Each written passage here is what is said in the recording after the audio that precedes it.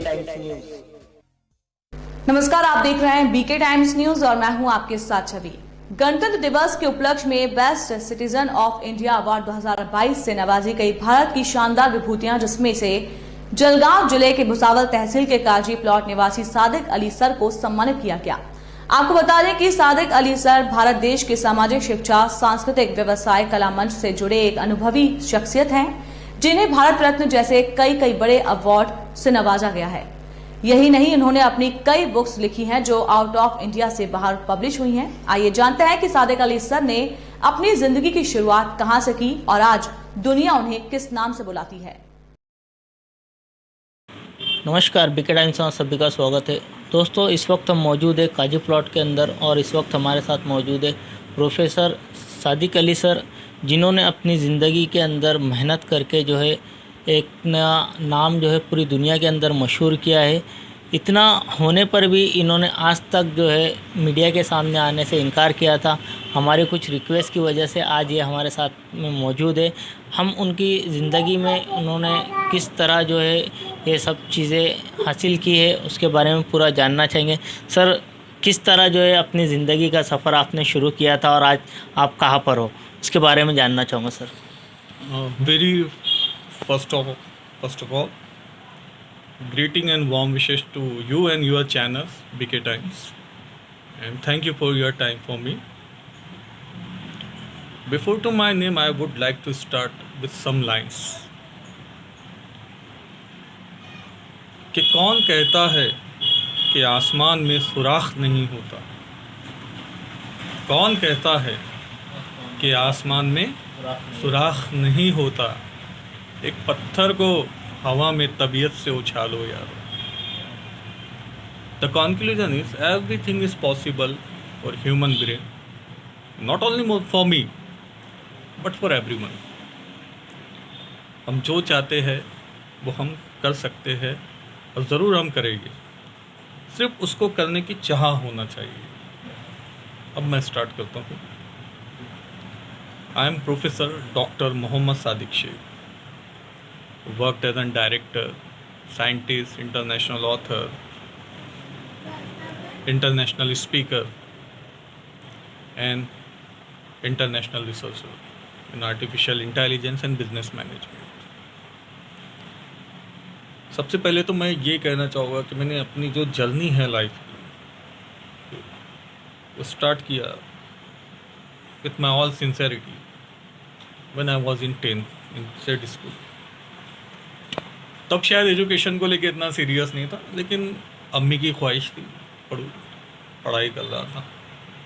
उसके बाद बीजेड से ही मेरा 12th हुआ। Then after I went to enroll myself इन नाहटा कॉलेज। नाहटा कॉलेज में बीएससी इलेक्ट्रॉनिक्स में 2001 में एडमिशन किया मैंने। 2003 में मैं उसको क्वालिफाइड कर गया। उसके बाद मैंने एमएससी किया school of physical sciences, north Maharashtra university Jalgaon से। एमएससी क्वालिफाइड हुआ 2005 में। उसके बाद मैंने लेक्चररशिप स्टार्ट किया, मेरा करियर स्टार्ट किया जामनेर कॉलेज से as junior lecturer in electronics. और उसी वक्त मैंने एमबीए इन ह्यूमन रिसोर्स में एडमिशन लिया, Neelam school of business, CBD Belapur, Mumbai. उसको क्वालिफाइड किया। बाद I have completed my MTech in information technology. फिर जो मेरे गाइड है प्रिंसिपल डॉक्टर मीनाक्षी वायपुले में, she is the principal of Nahata college Bhusawal, उनके अंडर में मैंने एमफिल का रजिस्ट्रेशन किया, वो क्वालिफाइड हुआ। उसके बाद उन्हीं के अंडर में मैंने मेरा doctorate in management studies DMs qualified किया और PhD doctor in philosophy in business leadership ये भी क्वालिफाइड हुआ। उसी के साथ साथ आप सबकी दुआओं से और जो वर्ल्ड लेवल पे नाम हुआ, तो 2 ऑनरीज डॉक्टरेट के खिताब भी मुझे दिए गए इन सोशल वर्क एंड ह्यूमैनिटीज़। मैं आप लोगों को अपने बारे में अगर बताने जाऊँ तो मेरे लाइफ का रिसर्च फील्ड में जो टर्निंग पॉइंट रहा वो 2003 से ही मैंने प्रेजेंटेशंस वगैरह चालू कर दिए थे। मैंने शायद नैनो टेक्नोलॉजी पे प्रेजेंटेशन दिया था बामोरी कॉलेज में, लेकिन वहाँ मुझे इतना इंसल्ट किया गया था, आप बोल सकते ह्यूमिलेट किया गया था कि दूसरे से हिम्मत नहीं हो पाई। और वो एक इम्प्रेशन भी होता है ना, नेचुरल ह्यूमन टेंडेंसी, और मैं ही तो इमेच्योर एज थी, तो वो एक अलग सा इम्प्रेशन ऐसे क्रिएट हो गया कि नहीं, हम इस लायक नहीं है, और लोग हमको इंसल्ट करते हैं सबके सामने, और वो बहुत अजीब सा, बहुत ख़राब लगता है। मैं जब ग्रेजुएशन में था तब शायद वो प्रेजेंटेशन मैंने 2003 में किया था। फिर मैं पास आउट होके एमएससी नॉर्थ महाराष्ट्र यूनिवर्सिटी से जब कर रहा था, तो जो मेरा प्रोजेक्ट का टॉपिक था उस पर जो मेरे फाइंडिंग्स थे, रिजल्ट्स थे, मुझे जो हमारे गाइड थे डॉक्टर AM महाजन सर, उन्होंने कहा कि शेख एक काम करो, तुम जो प्रोजेक्ट कर रहे हो उसका एक एब्स्ट्रैक्ट बनाओ और मेरे पास दे दो। एब्स्ट्रैक्ट क्या चीज़ होती है, literally I am telling you, उस वक्त मुझे वो भी मालूम नहीं था कि एब्स्ट्रैक्ट क्या होता है। अब खुश हो गया कि भाग रहा, तो मैंने 4 पेज का एब्स्ट्रैक्ट बनाया, जबकि एब्स्ट्रैक्ट का मीनिंग ये होता है थोड़ा, शॉर्ट, इन शॉर्ट। तो वो हंसने लगे, शेख मैंने एब्स्ट्रैक्ट मांगा है। एब्स्ट्रैक्ट बोलते किसको है? मैंने उसको और रिवीजन करके कम किया, कुछ समझ में आया, डिक्शनरी में देखा वर्ड्स, तो भी 2 पेज का लिखे गए। वो कहने लगे, Shaikh I asked you for the abstract, तुम क्या कर रहे हो, इसको सिर्फ और सिर्फ 300 वर्ड्स में लिखो। That was very very challenging for me, कि मैंने जो 4 पेजेस लिख दिए, और जो 4 पेजेस में मैं एक्सप्लेन नहीं कर पा रहा हूँ इंग्लिश लैंग्वेज में, अब मैं उसको कैसे लिखूँ आधे पेज में? Trial and error, trial and error, trial and error.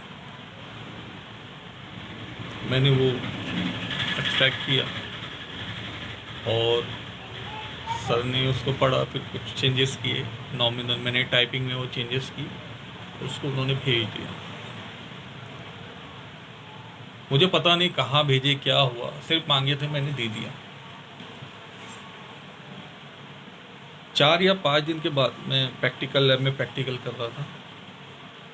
Doctor AM Mahajan came and inform me, congratulation Shaikh, your abstract got accepted in NLS 4 at Bhabha atomic research centre Mumbai. Even I don't know where is and what is Bhabha atomic research centre. फिर जो वहाँ PhD कर रहे थे वो researchers,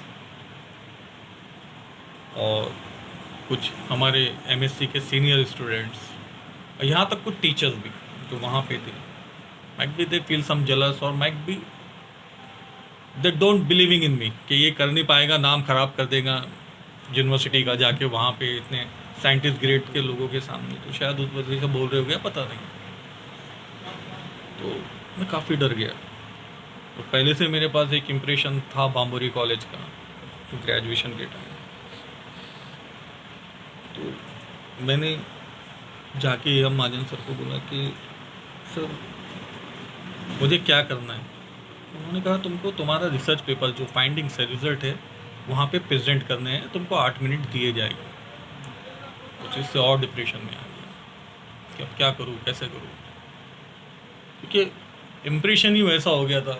first time काफ़ी humiliate हुआ Bamori college में कि प्रेजेंटेशन करने के बाद ये कुछ भी बोलते हैं, ऐसे डर था। और फिर और जो सीनियर्स ने, रिसर्चर्स ने वहाँ के डरा दिया, तो बहुत ज़्यादा embarrass. I went to the cabin of my guide and requested him, sir, I don't want to present my research paper or my results at Baba Atomic Research Center. He was very shocked and stand up. What? क्या बात कर रहे हो? लोग जो बड़े बड़े premium colleges है वो वहाँ जाने तरसते हैं कि बाबा एटॉमिक रिसर्च सेंटर के गेट के अंदर आ जाए, एंटर हो जाए और तुम्हें इतनी बड़ी अपॉर्चुनिटी मिली और तुम बोल रहे हो कि मुझे प्रेसिडेंट नहीं करना है। मैं इसलिए नहीं कह रहा हूँ कि मेरा नाम उस पेपर पे तुम्हारे साथ है, मैं तुम्हारे लिए बोल रहा हूँ। सर प्लीज़ मुझे नहीं करना है, मुझे नहीं आएगा ऐसे। But he refuse to. डरा हुआ था, पहली बार डरा जब नाहटा कॉलेज में गया। नाहटा कॉलेज में गया, मीडियम चेंज हो गया, उर्दू मीडियम से इंग्लिश मीडियम। लोग कहते थे क्या करेगा, कैसे करेगा। उससे हम लोग भी खुद को कम समझने लग जाते हैं। But my mother's strong believes always में, मेरी अम्मी की दुआ और उनका जो भरोसा था वो हमेशा साथ था। वो भरोसे के साथ आगे भी बढ़ा और ग्रेजुएट भी हुआ और एमएससी को भी इंटर हुआ, वो भी यूनिवर्सिटी टॉपर्स की लिस्ट में।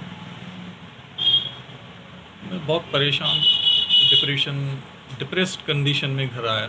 मैं अप डाउन करता था यूनिवर्सिटी से भुसावल। तो अम्मी पूरे दिन का फॉलोअप लेते थे। उस दिन पूछने लगे कि क्या हुआ, नर्वस क्यों। मैंने उनको बताया, अम्मी I got selected for my research paper presentation regarding my project work of MSc electronic at Bhabha atomic research centre. मेरे अम्मी पढ़े लिखे नहीं थे। रिसर्च पेपर क्या था, बाबा एटॉमिक रिसर्च सेंटर कहाँ है, क्या करता है, ये भी उनको मालूम नहीं था। But she is the genuine motivator. तो बेटे जाके आ। मम्मी पहली बात तो मेरे को मुंबई मालूम नहीं और मैं वहाँ चाहूँगा भी, तो मेरे को सबने बताया कि इतना बड़ा इंस्टीट्यूट ऐसा होता है, वैसा होता है, ये होता है। तो वो कहने लगे तूने जाके देखा है क्या। मैंने बोला सब ने बताया है। फिर पूछा तू गया था, सब बता रहे ऐसा। तो फिर उन्होंने कहा ये सब बता रहे, ये दूसरों के ओपिनियंस है, ये तेरा है। Why you following opinions and judgements of other. हो सकता है कोई साफ दिल से बता रहा हो, लेकिन ये भी तो हो सकता है कोई ये चाहता होगा कि तू वहाँ जाए ना, इसलिए भी बता रहा होगा, मिसगाइड कर रहा होगा। मुझे उनकी बात से थोड़ा सा सुकून और हिम्मत दोनों मिली। मैं गया बाबा एटॉमिक रिसर्च सेंटर, बिल्डिंग्स, अलग अलग डिपार्टमेंट्स देखकर फियरिज्म का एनवायरनमेंट, जस्ट शेयरिंग। तीसरे दिन मेरा प्रेजेंटेशन था। It is NLS 4, national laser symposium 4। उसमें टोटल 1000 रिसर्च पेपर्स थे, जो बड़े बड़े साइंटिस्ट, रिसर्चर्स उनके वहाँ पे प्रेजेंट होने वाले थे। उसमें मेरा तीसरे दिन प्रेजेंटेशन था विथ रिसर्च पेपर नंबर 336। जैसे जैसे टाइम जा रहा था मेरी हार्ट बीट्स बढ़ रही थी, और जिस तरीके के लोगों को मैं, और उनका वे ऑफ प्रेजेंटेशन, उनकी कम्युनिकेशन स्किल, उनकी body language, so I am feeling very disrespect to my सेल्फ। मेरा जो एक सेल्फ बिलीफ था वो डिस्ट्रक्टिव हो रहा था। तीसरे दिन तो शायद ये भी सोचा कि अब मैं भुसावल चले जाता हूँ, मैं यहाँ पे रुकूंगा ही। पर एक गाइड का प्रेशर कि जाऊँगा तो दोस्त भी हंसेंगे और गाइड मुझे बहुत बोलेंगे। और कहीं ना कहीं हमारे अम्मी भी खुश थे, वो सबसे बोल रहे थे मेरा बेटा वहाँ गया, पता हो ना हो।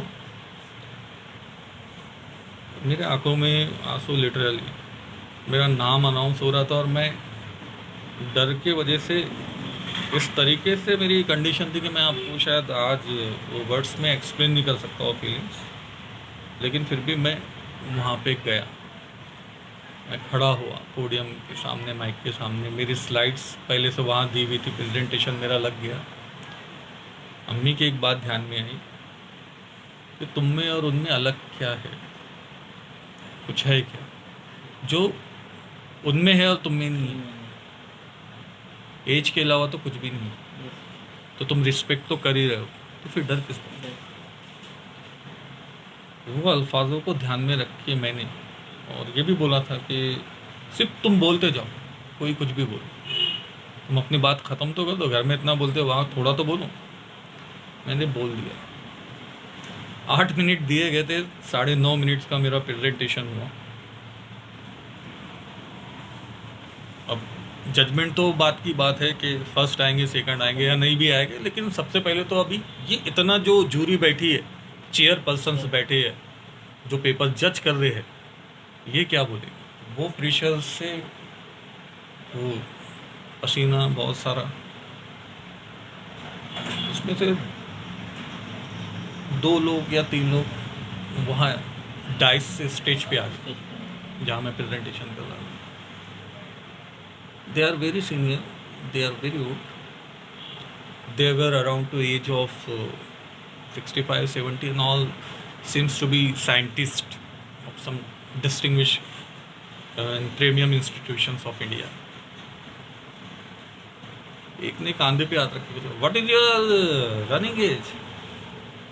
आई reply 21. Oh, what is your name? मैंने नाम बताया, Sadiq Shaikh. Very good, congratulation. तुमने क्या प्रेजेंट किया उसको जाने दो. तुमने Hubbard's Q model, quantum mechanics से हब्बर्ड यू मॉडल प्रेजेंट किया. Congratulation. I am happy, I am very happy.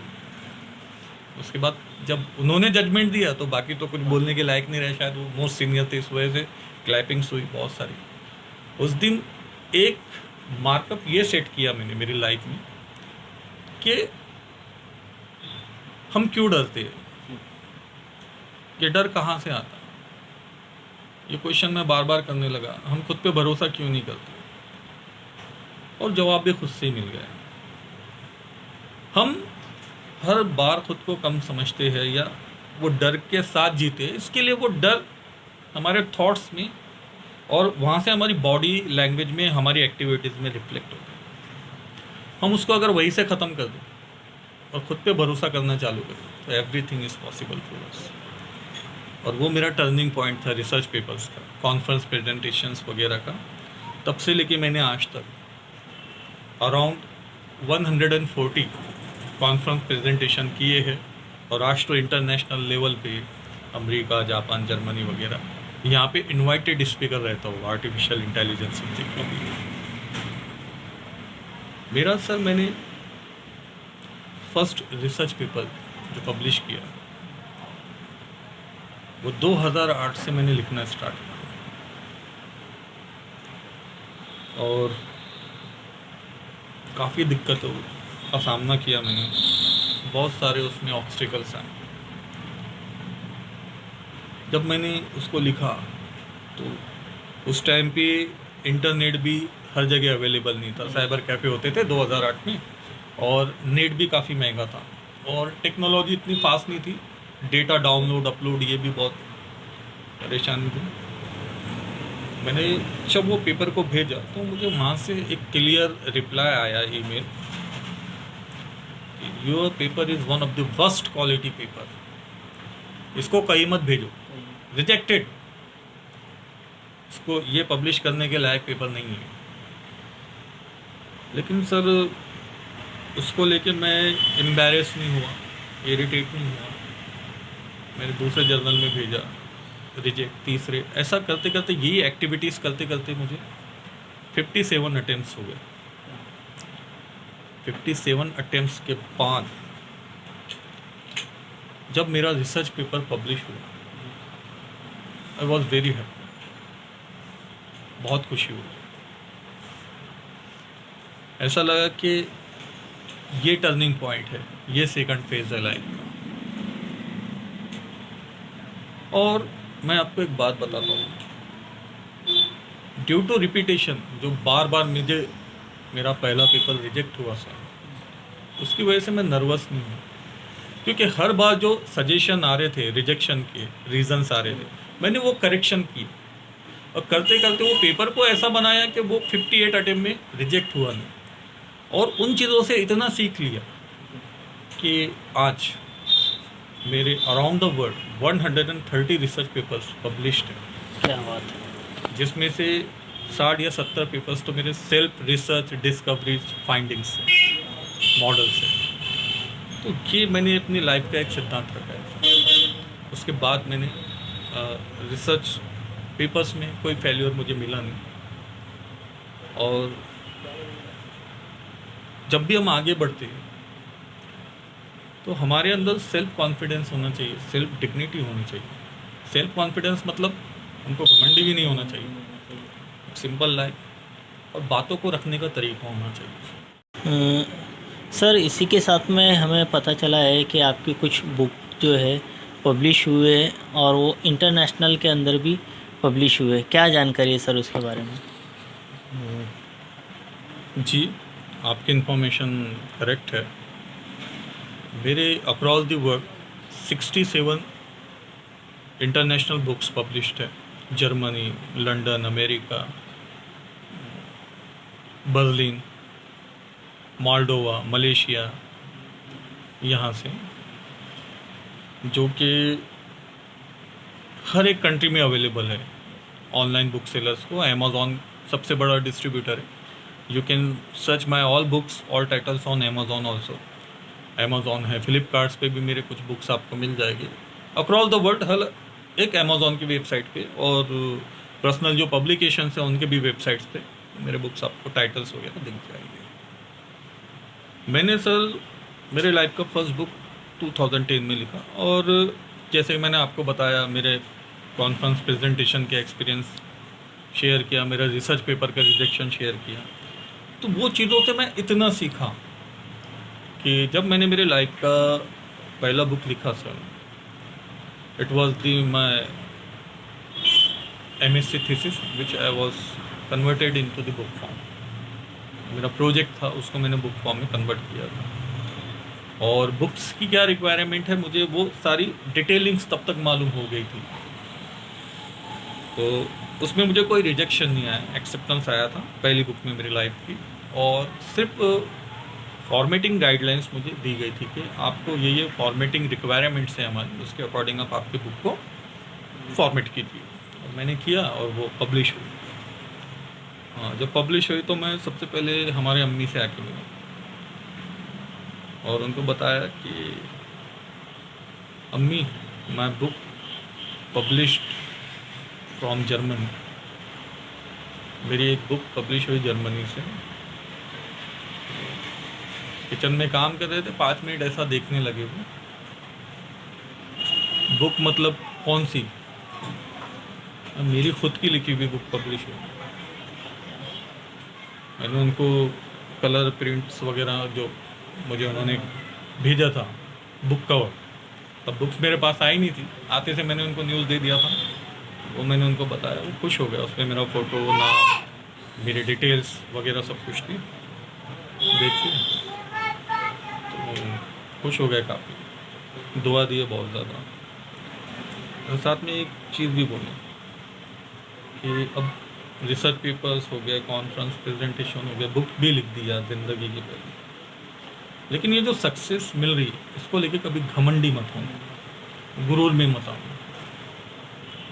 अपने ऊपर बिता हुआ अच्छा वक्त भले ही तुम भूल जाओ, लेकिन अपने वह जो अपने ऊपर बिता हुआ बुरा वक्त है उसको कभी भी मत भूलो, क्योंकि अगर तुम उसको भूल गए तो उस सिचुएशन में अगर तुम किसी और को, जब तुम अच्छी कंडीशन में हो, देखेंगे तो मदद का जज्बा निकल जाएगा और तुम सिंपल लाइफ को छोड़ के एरोगेंट लाइफ की तरफ टर्न हो जाओगे।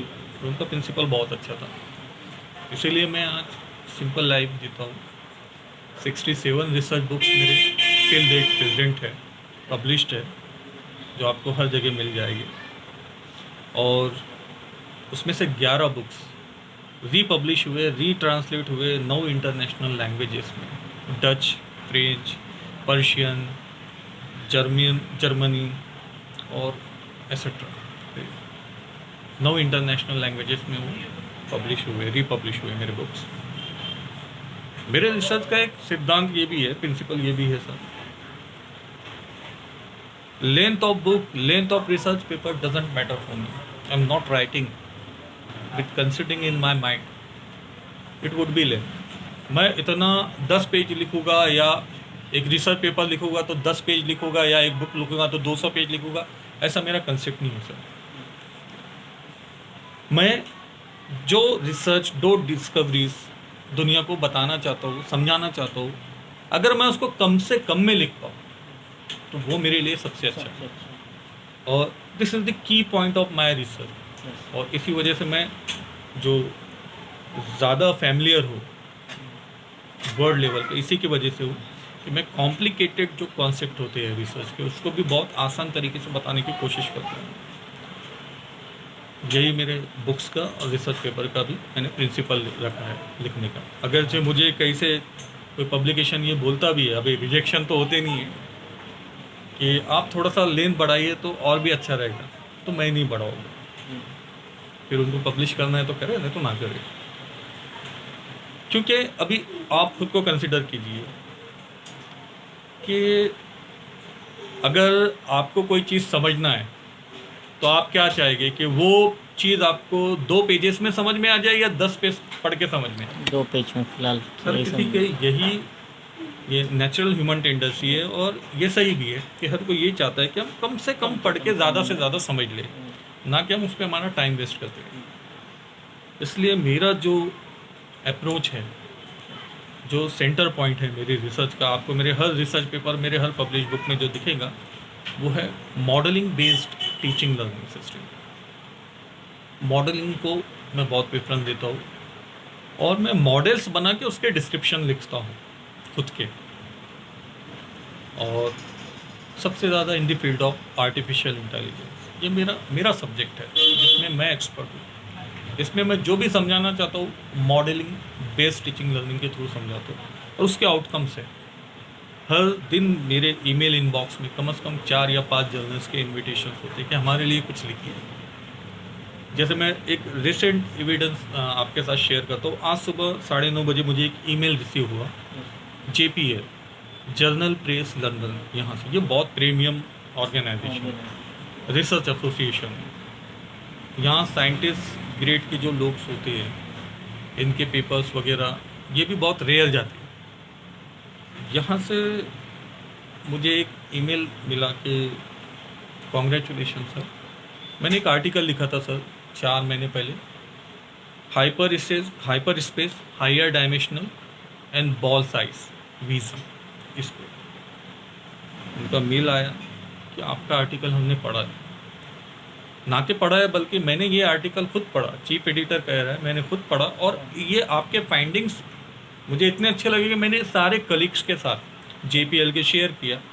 और मैं पर्सनली आपको इनवाइट कर रहा हूँ और चाहता हूँ कि आप कुछ तो भी हमारे लिए भी लिखें। मैं आपको ईमेल इंटरव्यू के बाद बता भी सकता हूँ सर। तो मेरा जो एक सिद्धांत है, एक प्रिंसिपल है जिससे मैं हटा नहीं हूँ, मैं मॉडलिंग बेस्ड टीचिंग लर्निंग पे बिलीव करता हूँ सर। इसमें आपके एक्सप्लेनेशन एफर्ट्स भी कम होते हैं। जैसे कि फॉर एग्जांपल एक हम फर्स्ट या KG स्टैंडर्ड के बच्चे की बात करें, आप सिखा रहे हो tiger, this is the tiger, tiger yellow होता है, उस पर ब्लैक स्ट्राइप्स होते हैं, उसको 4 लेग्स होते हैं, 2 कान होते हैं, ऐसा होता है, वैसे होता है, एक टेल होती है। तो इसको आपको कम से कम 5 मिनट तो लगेगी। उससे बेटर है आप एक पिक्चर शो कर दो, this is the tiger. So rest of the things जो बच्चा है वो खुद ग्रैब कर लेगा, उसका बॉडी का कलर वो दिखता, क्योंकि वो विजुअल इफेक्ट जो ब्रेन में अंडरस्टैंडिंग क्रिएट करता है, मॉडल जो करता है वो थ्योरी नहीं कर पाती। और दूसरा बेनिफिट आपका जो एक्सप्लेनेशन एफर्ट्स है वो भी कम होगा। तो ये मेरा मानना है। That's it. सर इसी के साथ में हमें पता चला है कि आपकी कुछ बुक जो है पब्लिश हुए हैं और वो इंटरनेशनल के अंदर भी पब्लिश हुए। क्या जानकारी है सर उसके बारे में? जी, आपकी इन्फॉर्मेशन करेक्ट है। मेरे across the world 67 international books published है। Germany, London, America, Berlin, Moldova, Malaysia, यहाँ से, जो कि हर एक कंट्री में अवेलेबल है। ऑनलाइन बुक सेलर्स को अमेज़ॉन सबसे बड़ा डिस्ट्रीब्यूटर है। You can search my all books, all titles on Amazon also. Amazon है, फ्लिपकार्ट्स पे भी मेरे कुछ बुक्स आपको मिल जाएगी अक्रॉस द वर्ल्ड, हर एक अमेज़ॉन की वेबसाइट पे। और पर्सनल जो पब्लिकेशन है उनके भी वेबसाइट्स पे मेरे बुक्स आपको टाइटल्स वगैरह दिख जाएंगे। मैंने सर मेरे लाइफ का फर्स्ट बुक 2010 में लिखा, और जैसे कि मैंने आपको बताया मेरे कॉन्फ्रेंस प्रेजेंटेशन के एक्सपीरियंस शेयर किया, मेरा रिसर्च पेपर का रिजेक्शन शेयर किया, तो वो चीज़ों से मैं इतना सीखा कि जब मैंने मेरे लाइफ का पहला बुक लिखा sir, it was my MSc thesis which I was converted into the book form. मेरा प्रोजेक्ट था, उसको मैंने बुक फॉर्म में कन्वर्ट किया था। और बुक्स की क्या रिक्वायरमेंट है, मुझे वो सारी डिटेलिंग्स तब तक मालूम हो गई थी, तो उसमें मुझे कोई रिजेक्शन नहीं आया, एक्सेप्टेंस आया था पहली बुक में मेरी लाइफ की। और सिर्फ फॉर्मेटिंग गाइडलाइंस मुझे दी गई थी कि आपको ये फॉर्मेटिंग रिक्वायरमेंट्स हैं हमारी, उसके अकॉर्डिंग आप आपकी बुक को फॉर्मेट कीजिए। और मैंने किया और वो पब्लिश हुई। हाँ, जब पब्लिश हुई तो मैं सबसे पहले हमारे अम्मी से आके मिला और उनको बताया कि अम्मी, my book published from Germany. मेरी एक बुक पब्लिश हुई जर्मनी से। किचन में काम कर रहे थे, 5 मिनट ऐसा देखने लगे वो, बुक मतलब कौन सी? मेरी खुद की लिखी हुई बुक पब्लिश हुई। मैंने उनको कलर प्रिंट्स वगैरह जो मुझे उन्होंने भेजा था, बुक कवर, तब बुक्स मेरे पास आई नहीं थी, आते से मैंने उनको न्यूज़ दे दिया था। वो मैंने उनको बताया, वो खुश हो गया। उसमें मेरा फ़ोटो, नाम, मेरी डिटेल्स वगैरह सब कुछ थी, देख के तो खुश हो गए काफ़ी, दुआ दिए बहुत ज़्यादा। और साथ में एक चीज़ भी बोले कि अब रिसर्च पेपर्स हो गए, कॉन्फ्रेंस प्रेजेंटेशन हो गया, बुक भी लिख दिया ज़िंदगी की पहले, लेकिन ये जो सक्सेस मिल रही है इसको लेके कभी घमंडी मत होना, गुरूर में मत आना। अपने ऊपर बिता हुआ अच्छा वक्त भले ही तुम भूल जाओ, लेकिन अपने वह जो अपने ऊपर बिता हुआ बुरा वक्त है उसको कभी भी मत भूलो, क्योंकि अगर तुम उसको भूल गए तो उस सिचुएशन में अगर तुम किसी और को, जब तुम अच्छी कंडीशन में हो, देखेंगे तो मदद का जज्बा निकल जाएगा और तुम सिंपल लाइफ को छोड़ के एरोगेंट लाइफ की तरफ टर्न हो जाओगे। तो उनका प्रिंसिपल बहुत अच्छा था, इसीलिए मैं आज सिंपल लाइफ जीता हूँ। 67 रिसर्च बुक्स मेरे टिल डेट प्रेजेंट है, पब्लिश्ड है, जो आपको हर जगह मिल जाएगी। और उसमें से 11 बुक्स रीपब्लिश हुए, रीट्रांसलेट हुए 9 इंटरनेशनल लैंग्वेजेस में, डच, फ्रेंच, पर्शियन, जर्मनी और एसेट्रा। 9 इंटरनेशनल लैंग्वेजेस में वो पब्लिश हुए, रीपब्लिश हुए मेरे बुक्स। मेरे रिसर्च का एक सिद्धांत ये भी है, प्रिंसिपल ये भी है sir, length of book, length of research paper doesn't matter for me. I am not writing with considering in my mind it would be length. मैं इतना 10 पेज लिखूँगा या एक रिसर्च पेपर लिखूँगा तो 10 पेज लिखूँगा, या एक बुक लिखूँगा तो 200 पेज लिखूँगा, ऐसा मेरा कंसेप्ट नहीं है सर। मैं जो रिसर्च, दो डिस्कवरीज दुनिया को बताना चाहता हूँ, समझाना चाहता हूँ, अगर मैं उसको कम से कम में लिख पाऊँ तो वो मेरे लिए सबसे अच्छा है। और this is the key point of my research. और इसी वजह से मैं जो ज़्यादा फैमिलियर हूँ वर्ल्ड लेवल पे, इसी की वजह से हूँ कि मैं कॉम्प्लिकेटेड जो कॉन्सेप्ट होते हैं रिसर्च के, उसको भी बहुत आसान तरीके से बताने की कोशिश करता हूँ। यही मेरे बुक्स का और रिसर्च पेपर का भी मैंने प्रिंसिपल रखा है लिखने का। अगरचे मुझे कहीं से कोई पब्लिकेशन ये बोलता भी है, अभी रिजेक्शन तो होते नहीं है, कि आप थोड़ा सा लेंथ बढ़ाइए तो और भी अच्छा रहेगा, तो मैं नहीं बढ़ाऊँगा। फिर उनको पब्लिश करना है तो करें, नहीं तो ना करें।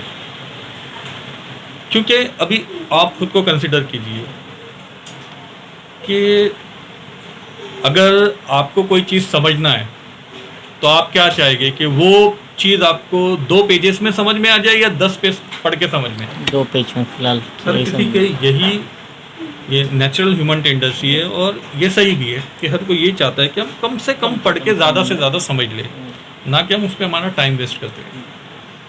इसलिए मेरा जो अप्रोच है जो सेंटर पॉइंट है मेरी रिसर्च का, आपको मेरे हर रिसर्च पेपर, मेरे हर पब्लिश बुक में जो दिखेगा वो है modelling based teaching learning system.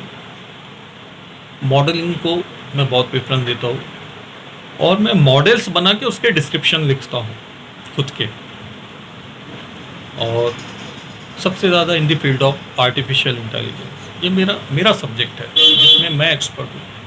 इसमें मैं जो भी समझाना चाहता हूँ मॉडलिंग बेस्ड टीचिंग लर्निंग के थ्रू समझाता हूँ, और उसके आउटकम्स है। हर दिन मेरे ईमेल इनबॉक्स में कम से कम 4 या 5 जर्नल्स के इन्विटेशन होते हैं कि हमारे लिए कुछ लिखिए।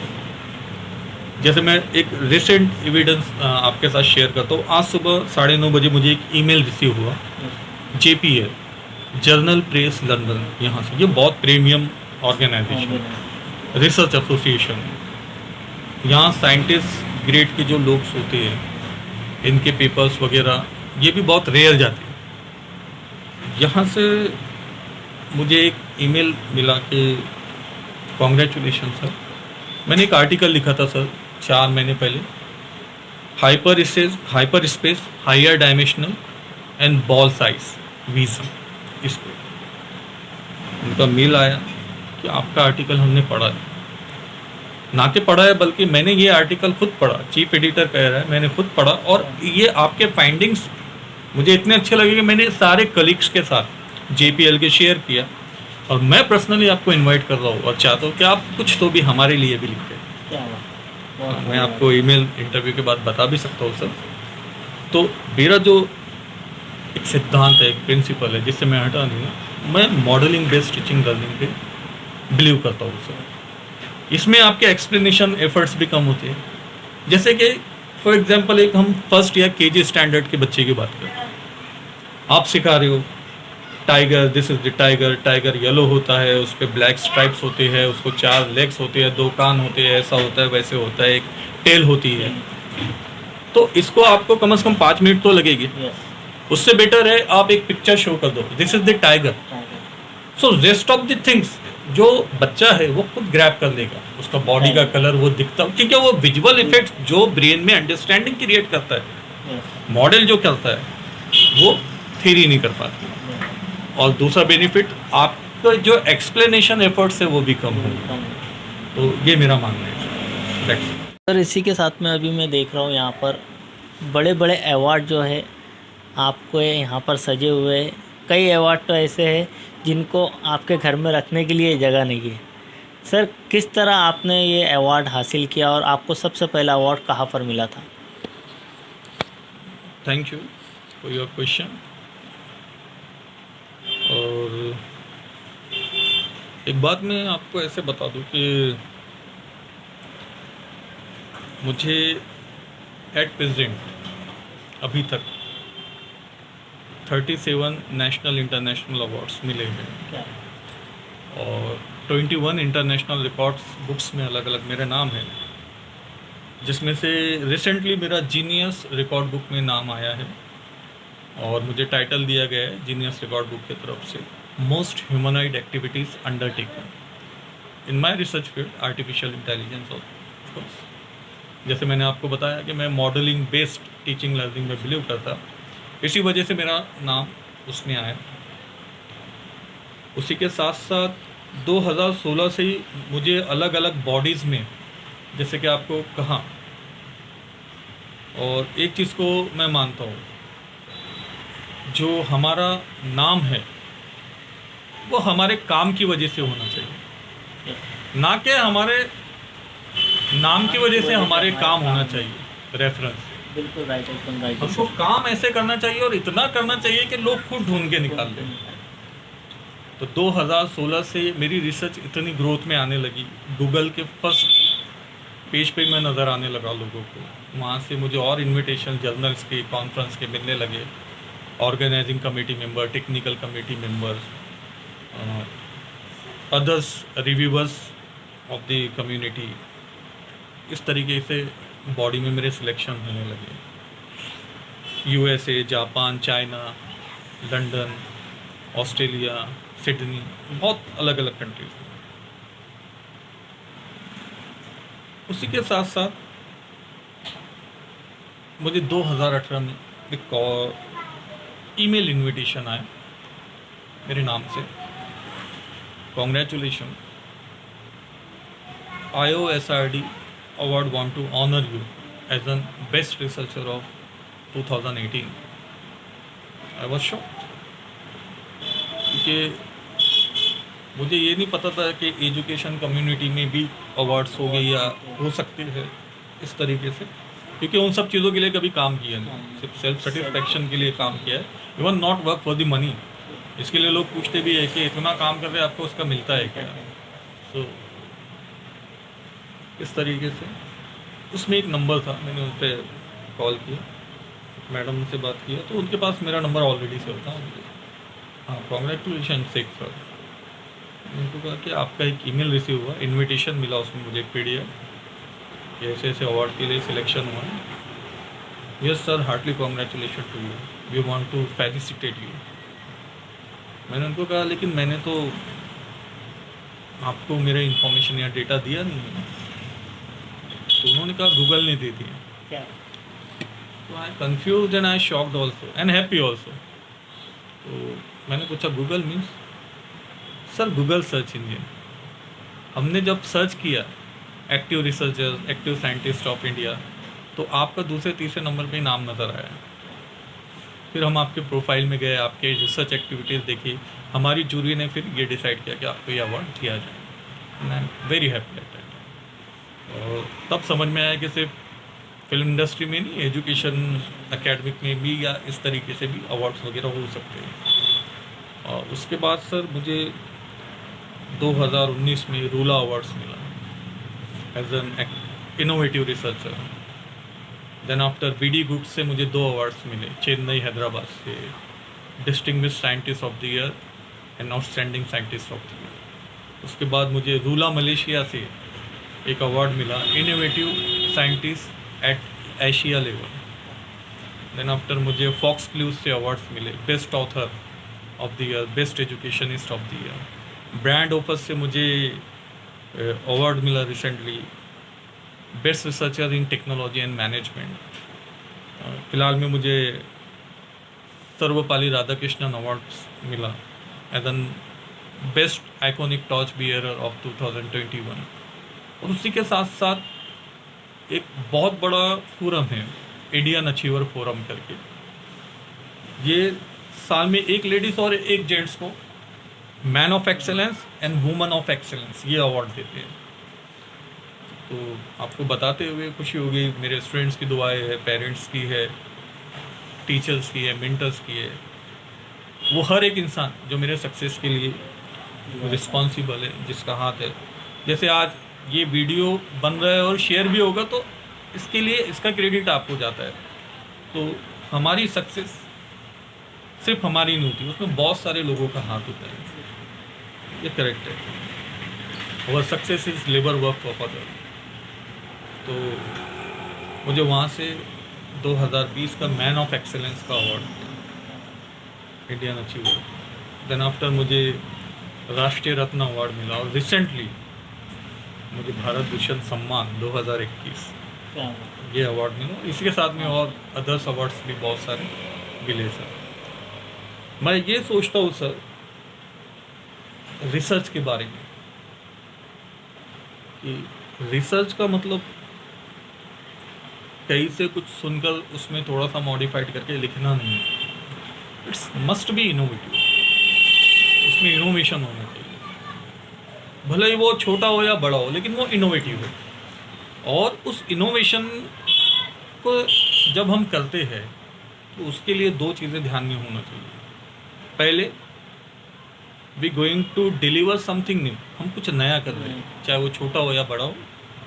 और दूसरा, उससे हमारे क्लाइमेट और प्लैनेट को, अर्थ को कोई डैमेज ना हो, कोई नुकसान हो। इन सब चीज़ों को हमें ध्यान में रख के वो इनोवेशंस करना चाहिए। और मेरा पर्सनली ये मानना है सर कि डोंट बी ग्रीडी। मुझे ये अवार्ड्स चाहिए या इस रिकॉर्ड बुक में मेरा नाम आ जाना चाहिए या तो फिर ये होना चाहिए, वो होना चाहिए, उसके लिए आप काम मत करो। आप काम ऐसा करते रहो कि ये लोग आपको ढूंढें। तो वो सही भी है, उसकी आपको भी बहुत खुशी होगी, सेल्फ सेटिस्फेक्शन भी रहेगा। जिस तरह आज हमने आपको ढूंढ लिया। Thank you for your kind words. और वो लॉन्ग टर्म एसेट आपके पास रहेगा सर, उसके लिए इनर हैप्पीनेस होना ज़रूरी है। बस इस बारे में मैं यही कहना चाहूँगा। और ये अवार्ड्स, रिकॉग्निशंस, ये सारी चीज़ें हर किसी का हक है। तो betters to live others life, दूसरों की लाइफ जीने के बजाय हम क्या कर सकते हैं, आज सेल्फ क्वेश्चंस, क्या करना चाहिए, मेरी स्किल्स क्या है, ये सब चीज़ों को लेकर अगर हम काम करें, so everyone can conduct good research. क्योंकि मेरा मानना ये है कि जितने हम सबके चेहरे अलग अलग है, उतने ही हमारे विजडम, हमारे इंटेलिजेंस अलग अलग है, और हर एक विजडम एक नया इनोवेशन कर सकता है। Thank you sir. इसी के साथ में मैं जानना चाहूँगा कि आपका सबसे हसीन पल आपको क्या लगता है, कौन सा वो हसीन पल था जिसके अंदर आपको सबसे ज़्यादा खुशी हुई है इस जर्नी के अंदर आपकी? मेरे लिए सर सबसे हसीन पल या हैप्पीएस्ट मोमेंट ऑफ लाइफ वही था जब मैं 2003 में बीएससी इलेक्ट्रॉनिक्स में ग्रेजुएट हुआ था, नॉर्थ महाराष्ट्र यूनिवर्सिटी से, फ्रॉम नाहटा कॉलेज। आपको एक चीज़ ऐसी शेयर करना चाहूँगा, I was fail in 12th। 1999 में मैं 12th का एग्ज़ाम फेल हुआ। जब एग्ज़ाम फेल हुआ, it's what very shocking for my mummy, क्योंकि उनका एक भरोसा था कि ये कुछ करेगा और कर रहा है। वो वजह से मैं काफ़ी एम्बैरेस और शेमफुल भी फील कर रहा था। और एक नेचुरल ह्यूमन टेंडेंसी है सर, अगर आपको सक्सेस मिलती है तो कॉन्ग्रेचुलेट करने के लिए शायद 2 भी नहीं आएंगे, लेकिन जब आपको रिजेक्शन मिलते हैं तो उसको बताने के लिए 100 नहीं 1000 लोग आएंगे। तो वही हुआ हमारे अम्मी के साथ। आपका बच्चा फेल हो गया, अरे अच्छा नहीं हुआ, उसको ये करना चाहिए थे, उसको वो करना चाहिए था, उसको तो आर्ट्स में डाल देना था। इस तरीके से उसको देख कर सुनकर she used to literally cry every day. Even I cried to see her in that situation.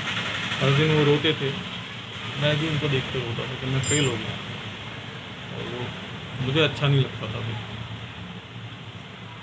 उसके बाद सेकंड अटेम्प्ट में मैं पास हुआ। पास होने के बाद मैं चाहता था कि बीएससी कंप्यूटर करूं। उस वक्त मेरे लिए कोशिश की हमारे चाचा थे, शेख इस्माइल इंजीनियर, उन्होंने नूतन मराठा कॉलेज में, बट अनफॉर्चुनेटली वहाँ मुझे एडमिशन नहीं मिल पाया। और उन लोगों ने भी रिकमेंड किया कि आपका परसेंटेज, आपका स्कोर 12th का बहुत पुअर है, आप मत कीजिए, लेकिन मुझे करना था। उस वक्त मेरे साथ में हमारे फुप्पू के एक लड़के थे, असलम खान सर, हमारे बड़े भाई, उन्होंने भी बहुत मेरे लिए कोशिश की। जब रोता था तो समझाते भी थे, बाकी तो कोई शायद ऐसा मुझे याद नहीं आता। And I always mention those people who at least works, who at least did something for me, दो इट इज़ लिटिल बिट। फिर मैं नाहटा कॉलेज आया, सोचा कि नहीं कंप्यूटर तो शायद बीएससी इलेक्ट्रॉनिक्स करता हूँ, लेकिन उसमें भी मैं एलिजिबल नहीं हुआ, ऐसा मुझे बताया जा रहा था। मैंने रिक्वेस्ट किया, ये किया, लेकिन वो लोग मान नहीं रहे थे। मैं कैश काउंटर पे गया एडमिशन काउंसलर के पास, उसको बोला please accept my admission, I want to do BSc in electronics. उसने बोला प्लेन ग्रुप से आप कर सकते हो, मुझे करना नहीं है, इलेक्ट्रॉनिक्स में ही करना है। वो गुस्से में आ गया, मुझे एकदम डॉक्युमेंट्स मेरे देते हुए बोला कराया जाए तो प्रिन्सिपल सरांच्याकडे जा ना भेटा, आम्हाला काही सांगू नका। He used to speak with me very rudely, but see the opportunity, he also given me the guideline, principal से।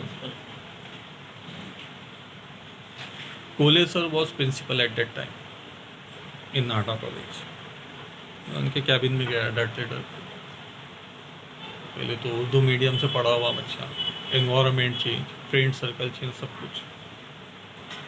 मैं कमिंग बोल के अंदर गया, उन्होंने मराठी में बातचीत की, मैंने हिंदी में आंसर किया, तो उनको समझ गया कि शायद मराठी नहीं बोल सकता। क्या काम है? मैंने उनको कहा कि सर मुझे बीएससी इलेक्ट्रॉनिक्स में एडमिशन चाहिए फर्स्ट ईयर में। कहने लगे तो ले लो फिर। मैंने कहा कि सर मैं गया था, उन्होंने बोले कि आपका स्कोर कम है, हम एडमिशन नहीं दे सकते। क्या कहा बोले फिर उन्होंने? वो कहते हैं कि प्लेन ग्रुप से आप एडमिशन करो। तो आप प्लेन से क्यों नहीं करना चाहते? सर मुझे इलेक्ट्रॉनिक्स करना है। तो उन्होंने पूछा आप इलेक्ट्रॉनिक्स ही क्यों चाह रहे हो? सर मुझे ऐसा लगता है कि मैं कर सकता हूँ।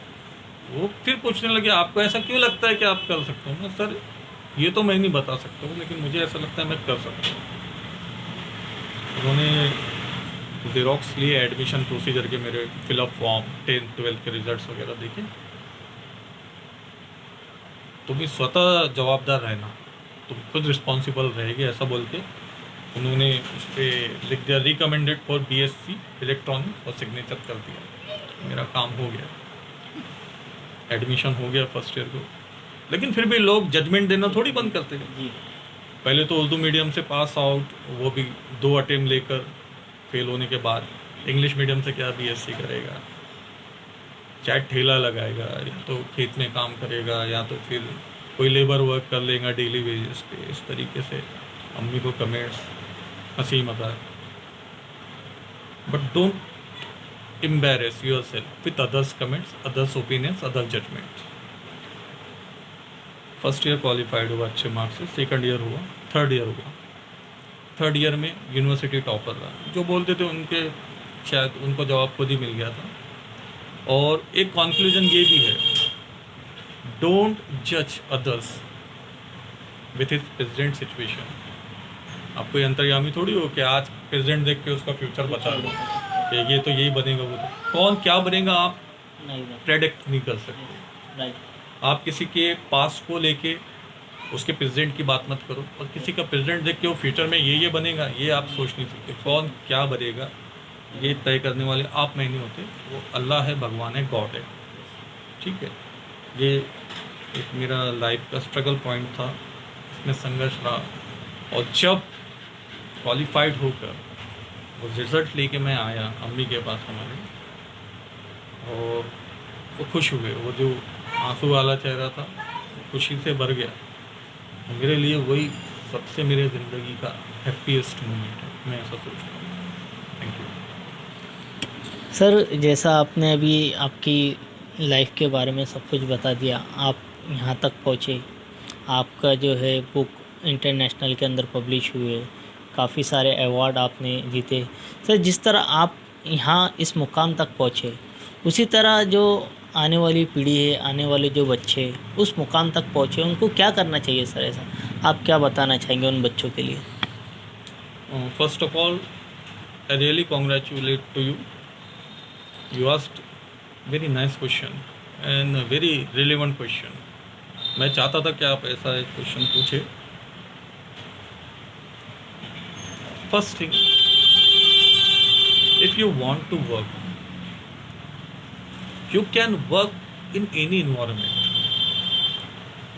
मैं रिसर्चर हूँ, मैं साइंटिस्ट हूँ, तो मुझे एक बड़ी लैब चाहिए, या फिर एक मल्टी फ्लोर बिल्डिंग में बैठकर मैं रिसर्च कर सकता हूँ। It's a really really bad thinking and opinions of others. अगर आप रिसर्च करते हो तो आपका विजडम, आपका इंटेलिजेंस, ये आप यूज़ करके करते हो। ठीक है, उसके लिए चाहिए आपको self believes, self motivation and self confidence, not over confidence. इसके साथ आप काम कीजिए। आप एक चेयर, एक टेबल पे बैठ के काम कर सकते हैं, एक रूम में भी बैठ के, 2 रूम में भी बैठ के काम कर सकते हैं, एक झुग्गी झोपड़ी में बैठ के भी कर सकते हैं, एक मल्टी फ्लोर बिल्डिंग में भी कर सकते हैं। कंडीशन सिर्फ एक ही है कि आप काम करना चाहते हैं using your wisdom, using your intelligence. Even in worst condition I did my research. My father was COVID positive in first wave, He went to civil hospital and we went to quarantine center, Navodaya Vidyalaya. In such a worse situation, even I wrote one article, life realization at quarantine center. क्योंकि वहाँ मैं उस वक्त जो feel कर रहा था मैं आज नहीं फील कर सकता। मैं बताऊंगा भी तो वो बात नहीं आएगा जिस तरीके से एनवायरनमेंट और लोगों को मैंने देखा और what are the negative outcomes of pandemic on the human lifes, तो उसको ग्लोबल लेवल पे एप्रिशिएशन नहीं मिलता। तो रिसर्च करने के लिए सबसे पहले तो आपका माइंडसेट ये होना चाहिए कि चाहे एक छोटा सा रूम हो या एक बहुत बड़ा इंस्टीट्यूशन हो, आपकी टेंडेंसी काम करने वाली होनी चाहिए, तो आप काम करोगे।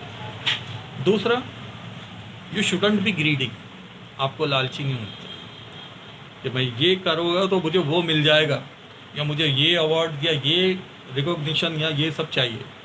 यू जस्ट वर्क आउट, लोग आपको खुद ढूंढ लेंगे। आप अच्छा काम करो, try to work out original, थोड़ा ही हो लेकिन इनोवेटिव हो। जैसे मैंने आपको बताया, इनोवेशन चाहे छोटे से छोटा हो या बड़े से बड़ा हो, वो इनोवेशन होना चाहिए, पहली चीज़। दूसरी, ऐसा इनोवेशन हो जिससे हमारे एनवायरनमेंट को डैमेज ना हो। दो चीज़ें बहुत ज़रूरी हैं। Always grab opportunity, always. मैंने एक टर्म बनाया है sir, VHR, virtual humanoid robotics, appreciated in one of the premium journal IEEE from Japan। तो वर्चुअल ह्यूमनॉइड रोबोटिक्स ये टर्म्स मैंने बनाया, इस पे मॉडल्स बनाया, मैंने प्रेजेंट किया, उसको लोगों ने अप्रिशिएट किया। Now from where I got the idea, I am telling you. I was just use to play with my son Namir. He was around 3 years old, 3 साल का था मेरा बेटा नवीन।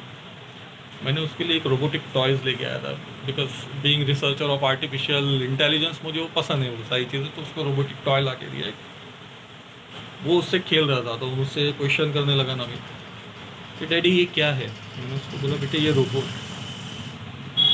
तो ये क्या करता है? मैंने रोबोट सारे काम करता है, ये हर चीज़ काम करता है, इंसानों के जैसे काम करता है। एक मशीन है जिसको हमने इंसानों के जैसा विजडम इंटेलिजेंस दिया है, इसके लिए इंसानों के जैसा काम करता है। ये उसका प्रोटोटाइप है, खिलौना है। तो वो मुझे बोलने लगता है अभी हम ये रोबोट को गायब करके काम कराएंगे और ये रोबोट यही रहेगा और ये काम करेगा वहाँ पे। Means that unit simply work using some technology remotely. और वहाँ से मैंने एक नया टर्म, एक नई डिस्कवरी पॉइंट किया, virtual humanoid robot, just with the playing session with my son. तो आइडियाज़, इनोवेशंस कहीं से भी आते हैं। मैंने इतनी बड़ी टर्म बनाया मेरे बेटे के साथ खेलते खेलते, actual credit goes to him. ठीक है, तो ये हर किसी के लिए पॉसिबल है। हम अपने काम पे भरोसा करें, अच्छाई से, सिंपलिसिटी से काम करते रहे, वो ज़रूरी है। बिना किसी लालच के आप काम करो। और जैसे मैंने आपको बताया कि हमारे काम की वजह से हमारा नाम होना चाहिए, ना कि हमारे नाम को देख के हमारा लोग काम करें। तो ये कंडीशन पे काम करो। Always accept rejection happily. ठीक है, आप पहले से रिजेक्शन के माइंडसेट करेंगे और एक्सेप्टेंस आएगा तो आप ज़्यादा खुश होगे, और रिजेक्शन आएगा तो आप डिप्रेशन में नहीं जाएंगे। वो कंडीशन को ध्यान में रखिए। सेल्फ बिलीफ, सेल्फ मोटिवेशन वो ज़रूरी है। और don't be in Hari. Success is not the outcomes of few days और फ्यू मंथ्स और फ्यू ईयर्स। आज 67 books, around 140 research papers, conference presentation, 130 research papers, 37 awards across the world, recognition, technical committee membership, etc. Name registered in 21 international books, 37 awards credited me. Recently Bharat Bhushan Samman 2020. तो ये जो चीज़ें हैं, ये मैंने जैसे कि आपको बताया, जो मैंने मेरा पहला प्रेजेंटेशन दिया बाबा एटॉमिक रिसर्च सेंटर में 2004 में NLS 4 में, ये तब से लेके टिल डेट आज तक मेरे जो ज़िंदगी के 16-17 साल डेडिकेटेड रहे रिसर्च में, ये उसके आउटकम्स है। ना कि मेरे ज़िंदगी के 2 या 3 साल में मैंने क्या अचीव किया है ना। लोग ये भी सोचते हो कि शेख सर तो पेंडेमिक है, 2 साल 1.5 साल से तो घर में है, तो फिर अवार्ड्स और रिकॉग्निशन। तो मैं इतना कहूँगा, 2003 में मैंने एक बीज लगाया, उसका पौधा निकला 2005 में, उसको मैं पानी देते रहा, सींचते रहा, और 2018 से उसमें फल लगना चालू हुए जो मुझे आज मिल रहे हैं। लाइफ के सिद्धांत प्रिंसिपल सिंपल रखो, रिसर्च अच्छी करो, किसी की कॉपी की भी ना हो, इस बात का ध्यान रखो। जब एजुकेशन लो तो एजुकेशन विथ सेल्फ डिसीजन होना चाहिए, एजुकेशन विथ इन्फ्लुएंस नहीं होना चाहिए, या एजुकेशन विथ प्रेशर नहीं होना चाहिए। अब ये क्या चीज़ होती है मैं आपको थोड़े में बताता हूँ। एक होता है sir education with self decision, मतलब मैं ये करना चाहता हूँ, मुझे यही करना है, क्योंकि आप क्या करना चाहते हैं, आपका स्किल, आपका टैलेंट, आपका माइंडसेट क्या है, ये आपसे अच्छा कोई नहीं जानता, तो वही करो। एजुकेशन विथ प्रेशर क्या होता है कि बच्चा तो ये करना चाहता है, लेकिन पेरेंट्स उसको बोलते हैं नहीं तू यही करेगा, अरे तू वो कैसा बन सकता, मेरी रिप्यूटेशन ऐसे वैसे। तो ये एक चीज़ सही नहीं है कि आपके बच्चे की वो स्किल नहीं है, लेकिन आप उसको उसमें प्रेशराइज करें, वो डिग्री ले लेगा लेकिन कुछ कर नहीं पाएगा। और एजुकेशन विथ इन्फ्लुएंस में क्या होता है कि बच्चा खुद, मेरे सारे दोस्त तो वो कर रहे हैं तो मैं भी वो कर लूँगा, ये उसका डिसीजन नहीं है। शायद हो सकता है उसके दोस्तों का वो स्किल हो, माइंडसेट हो, तुम्हारा वो है क्या, चेक करो, अगर है तो well and good, otherwise what is your wisdom, search out it and work accordingly, move accordingly. तो ये मेरा एक कहना है। Thank you. ये थे हमारे साथ professor doctor Sadiq Shaikh sir, जिन्होंने बहादुर शाह ज़फ़र उर्दू हाई स्कूल से पढ़ाई करके आज पूरी दुनिया के अंदर अपना एक नाम रोशन किया है। मैं बीके टाइम न्यूज़ लाइव से इनको शुभकामनाएं देता हूँ कि अल्लाह इन्हें इसी तरह तरक्की दे और इसी तरह जो है ये अपना नाम पूरी दुनिया के अंदर मशहूर करते रहे। मुबारक खटिक के साथ मैं Saddam Hussain Khatik, BK time news live के लिए।